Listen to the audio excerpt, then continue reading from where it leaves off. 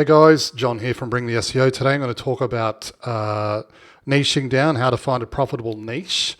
And in fact, I'm going to focus on the 5 key areas that you need to take into, well, 5 key factors that you need to take into consideration when it comes to niching down. These are 5 things that I talk about in the SEO Accelerator program. And they're things that you should definitely be mindful of if you're thinking about niching down and specializing. These 5 things will help guide you in terms of the decision-making process to ensure that you position yourself favorably into a niche that has both potential and profitability. So let's start with number 1, money. This is without question the most important criteria that needs to be met. And it's why I'm starting with money as being the first one. The numbers, and this is something that I share with all of the students, right? The numbers need to make sense. If you want to be able to charge $3,500, $5,500, $7,500 a month and higher, the numbers must make sense, right? So you want to go, put simply, you want to go where the money is. It doesn't, and I'll give you an example, it doesn't make sense to be servicing or working with small business owners who are making $50 per transaction. It makes much more sense to position yourself and work with business owners or clients where each transaction might be worth $15, $10, or $5, $10, or $15,000, right? It takes just as much work, and sometimes it's even harder working with smaller businesses where that lead or sale value is small. It takes just as much work to help those types of clients as it does bigger types of clients. Now, there'll always be exceptions to the rule, but rule number 1, and I always make this recommendation, and why I led with this point, go where the money is, right? Think about positioning yourself in a niche, again, where the lead or sale value is high.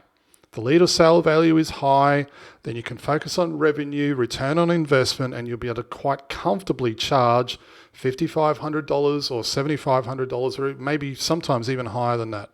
Okay, so the second one is demand. You've got to go where the demand is. It doesn't make sense to be trying to sell SEO to unmotivated prospects or people who just don't need it. Now, I'm going to give you an example of what I mean by this. Let's say you walk into, I don't know, a fast food shop, and the person there is selling, hamburgers and rolls and drinks and everything else. It doesn't make sense for them to invest, say, $2,500 a month for SEO because chances are they couldn't care less. On the other hand, and this is something that I spoke about with someone last night. I was saying there are different levels of demand, right? You can have, it's not just a binary thing. It's not just, yes, they want it, no, they don't.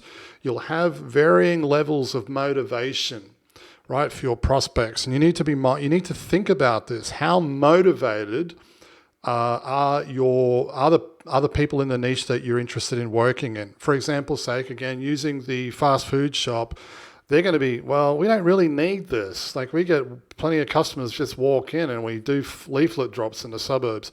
Those people, not only, there's the demand probably not there at all, but the level of motivation is probably 0 or 1. On the other hand, if you think about, let's say home services or trades, let's use a plumber as an example. Those guys, if they're not found online, their business is done, right? Because the days of listing in the yellow pages are over. So those types of clients, their level of motivation is going to be much, much higher.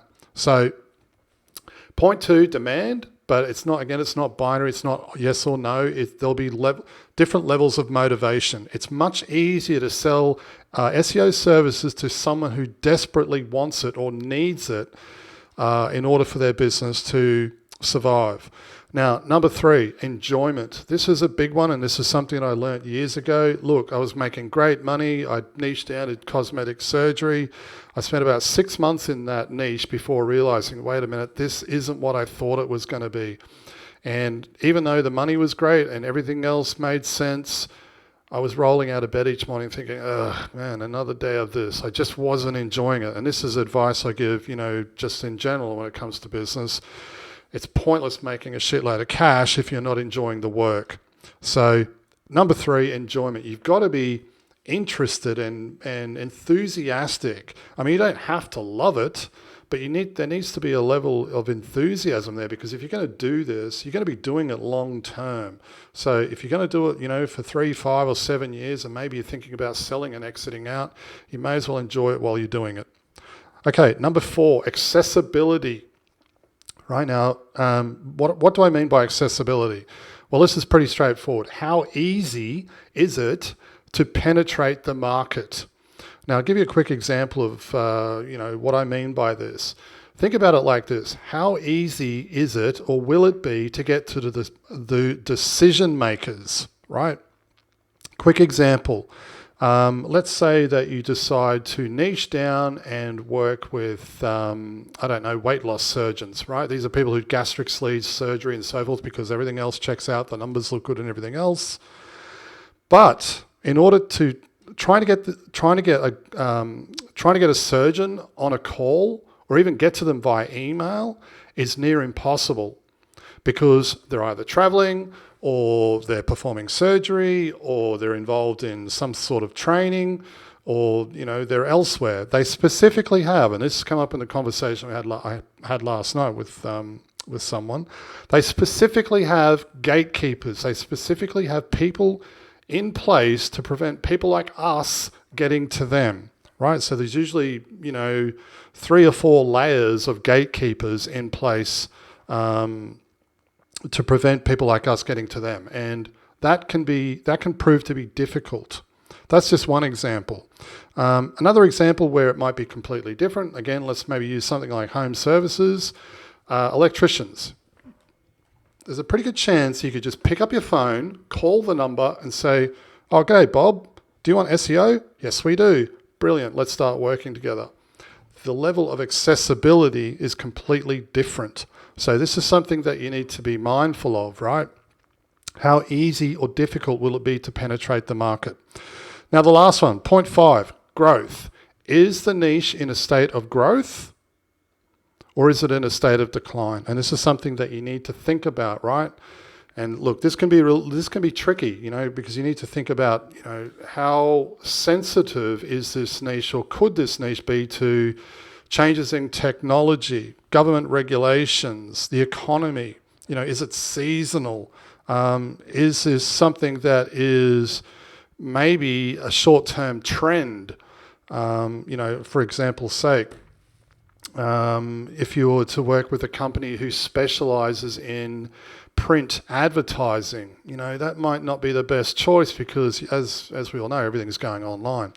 So they're the 5 criteria that I would recommend that you think about when it comes to niching down. I go into depth around all 5 of these points in the SEO Accelerator program, along with worksheets and planners and everything else to help guide you. If you're interested, follow the link below. But just to recap, number 1, money. Go where the money is. Number 2, demand. Make sure that the prospects, or the people you intend on targeting, are actually motivated towards your service. Number 3, enjoyment. You've got to actually enjoy the work. Otherwise, it's not going to be fun. And if that's the case, it won't last. Number 4, accessibility. How easy or difficult will it be to penetrate the market? And number 5, growth. You want to position yourself so that you're working in a niche or an industry where it has proven history. This is not a niche that's going to go away anytime soon, because it's been around for 500 years. Or this is a huge industry that has massive growth and huge potential.